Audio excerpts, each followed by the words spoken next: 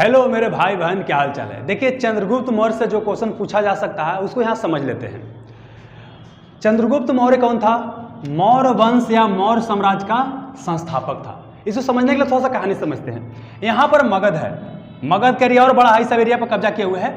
तो मगध में क्या है, नंद वंश का शासक था घारानंद, जो कि शासन कर रहा था। वो बहुत ही अत्याचारी था, जनता के ऊपर अत्याचार करता था, अच्छा शासक नहीं था। यहाँ से हमारे ऊपर क्या हो रहा था, सिकंदर का आक्रमण हो रहा था, बाहर से सिकंदर का आक्रमण हो रहा था। इसी आक्रमण को देखते हुए एक चाणक्य थे, विद्वान थे। यहाँ पर पाकिस्तान है जो कि पहले भारत ही था, यहाँ पर तक्षशिला है। तक्षशिला विश्वविद्यालय में एक आचार्य थे, तो इनके पास गए इसी समझाने के लिए, घारानंद देखिए बाहर से सिकंदर आक्रमण कर रहा है, इसको बचाने का प्रयास किया जाए। घारानंद यहाँ पर क्या करता है, चाणक्य को अपमानित करके निकाल देता है। तब चाणक्य यहाँ पर प्रतिज्ञा लेते हैं कि जब तक तुमको मगध की गद्दी से हम हटा नहीं लेंगे तब तक हम चैन से नहीं बैठेंगे। और बाद में क्या करते हैं, चंद्रगुप्त मौर्य को तैयार करते हैं, इसी को क्या करते हैं, ट्रेन करके घारानंद को क्या करते हैं, हरवा देते हैं। तो मतलब यहाँ पर क्या हुआ, चंद्रगुप्त मौर्य मौर्य वंश का स्थापना किया। सहायता किसने किया? चाणक्य ने किया। चाणक्य के अलावा क्या है कि यहाँ जम्मू कश्मीर के राजा था, उसका नाम था प्रवर्तक था, उससे भी सहायता लिया। चलिए आगे आते हैं।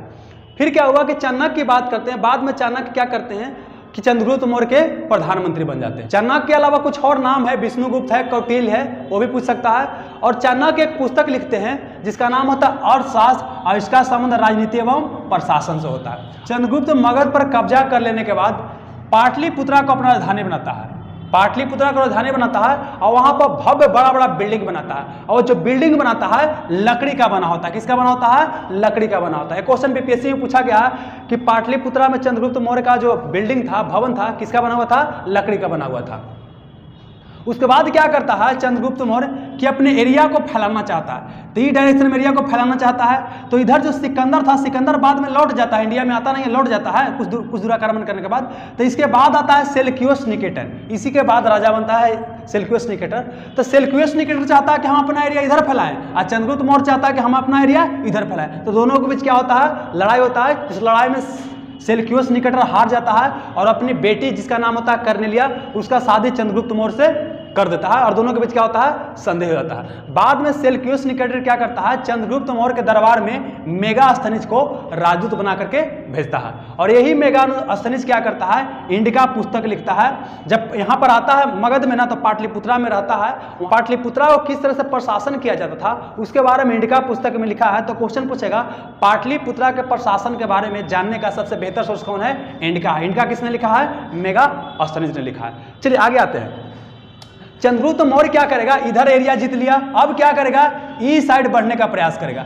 आइए एरिया को क्या बोलते हैं? दक्कन बोलते हैं। तो देखिए अभी तक कोई भी मगध में जो राजा बना था दक्कन की ओर नहीं आया था। तो यहाँ क्वेश्चन पूछेगा कि मगध का वह कौन सम्राट था जिसने दक्कन विजय की ओर ध्यान दिया या पहले बार दक्कन विजय प्राप्त किया? तो कौन था? चंद्रगुप्त मौर्य था। और यहाँ की बात करते हैं, इस एरिया को भी जीत लेता है।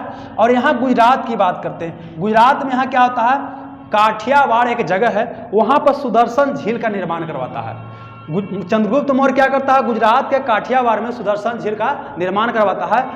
हालांकि यह निर्माण करने के लिए बोल देता है, खुद यहाँ के निर्माण नहीं करवाता है।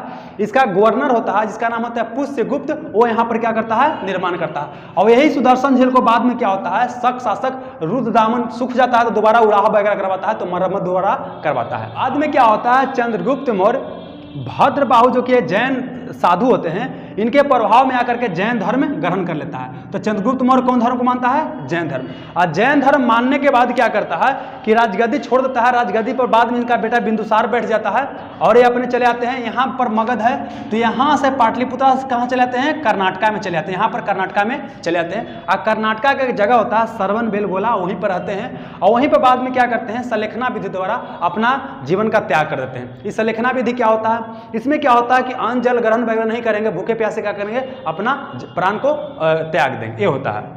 अब देखिए क्या है, एक और क्वेश्चन पूछेगा कि सेंड्रोकोटस नाम से चंद्रगुप्त मौर्य का पहचान किसने किया है? विलियम जोन्स ने। देखिए कहीं कहीं शिलालेख वगैरह मिला है ना, तो उसमें क्या है कि लिखा गया है सेंड्रोकोटस। शिलालेख मतलब होता है, शिला मतलब पत्थर और लेख मतलब लिखा हुआ। पत्थर पर जो चीज लिखा गया है उसमें क्या है, सेंड्रोकोटस नाम लिखा गया है। तो विलियम जोन्स बोला कि जो सेंड्रोकोटस है वही क्या है, आपका चंद्रगुप्त मौर्य है। तो इतना क्वेश्चन पूछता है। इसके अलावा कुछ और याद कर सकते हैं चाहे तो। देखिए जो चंद्रगुप्त मौर्य था, इसका जीवन काल की बात करते हैं तो 345 ईस्वी में इसका जन्म हुआ था और 198 ईस्वी पूर्व में इसका क्या हुआ, मृत्यु हुआ। और मगध पर कब कब्जा करता है घनांत को हरा करके, तो 322 ईस्वी में। और यहाँ पर सेल्यूकियस निकेटर के साथ इसका युद्ध कब होता है, 305 ईस्वी पूर्व में। ये सब याद कर लीजिए, अच्छा बात याद नहीं करिएगा फिर भी कोई दिक्कत वाली बात नहीं है। तो देखिए यहाँ जो क्वेश्चन पूछता है इसको जल्दी से आपको बता देते हैं। चंद्रगुप्त मौर्य मौर्य वंश का संस्थापक होता है। नंद वंश के अंतिम शासक घनानंद को हरा करके मगध पर कब्जा कर लेता है। और चंद्रगुप्त मौर्य को सहायता कौन करता है, चाणक्य। इसके अलावा जम्मू कश्मीर के राजा प्रवर्तक। चाणक्य एक पुस्तक लिखता है जिसका नाम होता है अर्थशास्त्र। उसका संबंध किससे है, राजनीति एवं प्रशासन से। फिर क्या है कि इन्होंने चंद्रगुप्त मौर्य पाटलिपुत्रा को अपना राजधानी बनाता है और यहाँ पर जो बिल्डिंग वगैरह बनाता है वो किसका बना होता है, लकड़ी का बना होता है। बाद में क्या होता है, सेल्यूकियस निकेटर के साथ चंद्रगुप्त का युद्ध होता है, इसमें चंद्रगुप्त जीत जाता है और वहाँ पर बेटी के शादी सेल्यूकियस निकेटर कर देता है चंद्रगुप्त से, और दोनों के बीच क्या होता है, आपका संधि हो जाता है। और यहाँ पर क्या होता है, सेल्यूकियस निकेटर बाद में चंद्रगुप्त मौर्य के दरबार में मेगास्थनीज को भेजता है जो कि पाटलिपुत्रा आता है और यहाँ पाटलिपुत्रा के प्रशासन के बारे में बताता है एक इंडिका पुस्तक के माध्यम से। इंडिका पुस्तक इसने लिखा है मेगास्थनीज। इसमें क्या वर्णन है, पाटलिपुत्रा के प्रशासन के बारे में। फिर क्या है कि दक्कन को जीतने वाला प्रथम आपका मौर्य शासक था। अगला क्या है कि इन्होंने सुदर्शन झील का निर्माण कराया गुजरात के काठियावाड़ में। इस सुदर्शन झील जब सूख जाता है तो शक शासक रुद्रदामन इसको दोबारा मरम्मत करवा देता है। भद्रबाहु के संपर्क में आकर के चंद्रगुप्त मौर्य जैन धर्म को अपना लेता है और बाद में चला जाता है कर्नाटक के श्रवणबेलगोला में। यहीं पर 298 ईस्वी पूर्व में क्या होता है, मृत्यु हो जाता है। और इसके बाद इसका बेटा बिंदुसार गद्दी पर बैठता है। और सेंड्रोकोटस से चंद्रगुप्त मौर्य की पहचान किसने किया है, विलियम जोन्स ने। तो इतना ही मात्र चंद्रगुप्त मौर्य से क्वेश्चन पूछा जा सकता है। चलिए ठीक है बाबू, धन्यवाद।